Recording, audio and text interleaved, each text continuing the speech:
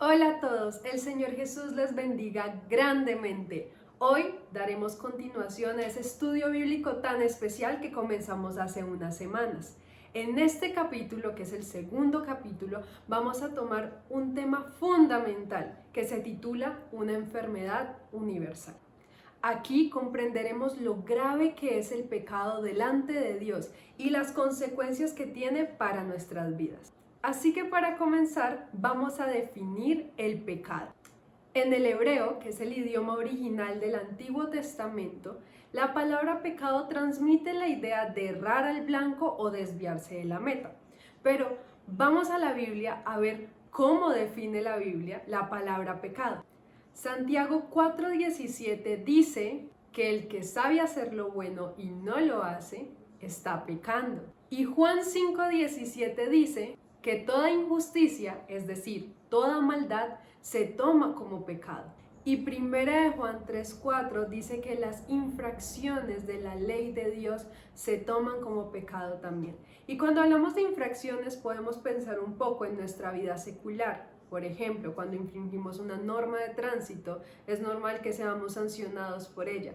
Esto pasa en nuestras vidas espirituales también. Tenemos un precioso libro que es la palabra de Dios, que tiene normas que están para que nosotros podamos vivir conforme a la voluntad de Dios. E infringir estas normas es alejarnos de Dios, es ir en contra de su voluntad. Y por ende, claramente a Dios no le agradan estas acciones. Así que la definición del pecado es todo aquello que se opone a Dios, que va en contra de su voluntad perfecta. Es aquello que desafía lo que la gloria de Dios exige y desea para nuestras vidas. Por lo tanto, en esencia, el pecado es una rebelión en contra de Dios. Pero ahora vamos a pasar a leer un pasaje precioso que se encuentra en Primera de Pedro 1, 15 al 17 y dice: sino como aquel que os llamó es santo, sed también vosotros santos en toda vuestra manera de vivir, porque escrito está: sed santos porque yo soy santo. Y como Dios es santo, Él quiere que nosotros seamos santos. Y esto implica el caminar de acuerdo a lo que Él desea para nuestras vidas y alejarnos por completo del pecado. Porque el pecado es una afrenta a la naturaleza de Dios, es decir, cada vez que nosotros pecamos ofendemos a Dios y esto tiene unas consecuencias y por ende tiene una reacción en nuestro Dios. En Éxodo 34 vemos que Dios actúa como un juez justo y santo. Y como es un juez justo, no puede admitir a alguien que es culpable como si fuera inocente. En nuestra humanidad normalmente tendemos a entender la justicia como aquella que juzga con firmeza a aquellos que son culpables y extienden misericordia a los inocentes. En Romanos 1:18 vemos cómo la ira de Dios se revela ante el pecado. Y esta no es una ira irracional como la de los seres humanos. Es su reacción ante el pecado, ante la ofensa que el ser humano comete delante de él. Y después de haber entendido que Dios es santo y es justo, vamos a ver cómo es el ser humano. Y la verdad es que todos los hombres somos pecadores. En la palabra de Dios, en Romanos 3:10, dice que no hay justo ni aun uno. Y si vamos a Eclesiastés, vamos a encontrar que menciona que no hay justo ni aun uno, ni siquiera alguien que haga el bien y nunca peque. Y en primera de Juan 1:10 dice que si alguien menciona o dice que no peca, hace a Dios mentiroso. Y la verdad es que no importa cuántas acciones o cuántas obras buenas creemos que estamos haciendo, estas no nos van a hacer libres del pecado.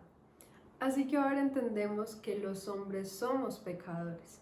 Pero ¿cuáles son las consecuencias de este pecado en nuestras vidas? Bueno, tenemos que reconocer que el pecado esclaviza. Otra consecuencia del pecado es que nos separa de Dios y por ende nos despoja de la gloria de Dios. Adicionalmente, hay una consecuencia muy triste que es que produce ruina espiritual, y lo podemos leer en Proverbios 28:13, que dice: el que encubre sus pecados no prosperará, mas el que los confiese y se aparta alcanzará misericordia. Y una última consecuencia la encontramos en Romanos 6:23, y dice que la paga del pecado es muerte, mas la dádiva de Dios es vida eterna. Y esto quiere decir que si Dios tiene ese regalo precioso para nosotros, que es la salvación y es eterna, pues la paga del pecado también es una muerte eterna.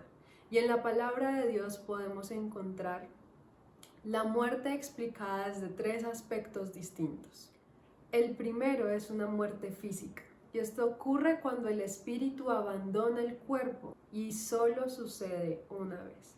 El ser humano ha buscado la manera de alargar sus días y de poder controlar su vida, pero la palabra de Dios es muy clara cuando nos recuerda que ningún ser humano tiene la potestad para retener el espíritu.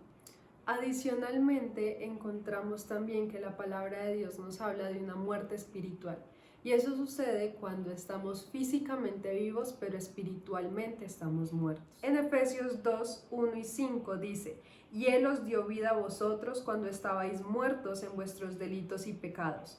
Aun estando nosotros muertos en pecados, nos dio vida juntamente con Cristo, por gracia sois salvos. Y por último, la palabra de Dios menciona una muerte eterna o segunda muerte. En Apocalipsis 2:11 dice: el que tiene oído, oiga lo que el Espíritu dice a la iglesia. El que venciere no sufrirá daño a la segunda muerte. Hermanos y amigos, lo que más podrá llegar a atormentar a un ser humano en la eternidad es el estar separado de Dios, puesto que nosotros fuimos creados para su gloria y para su honra.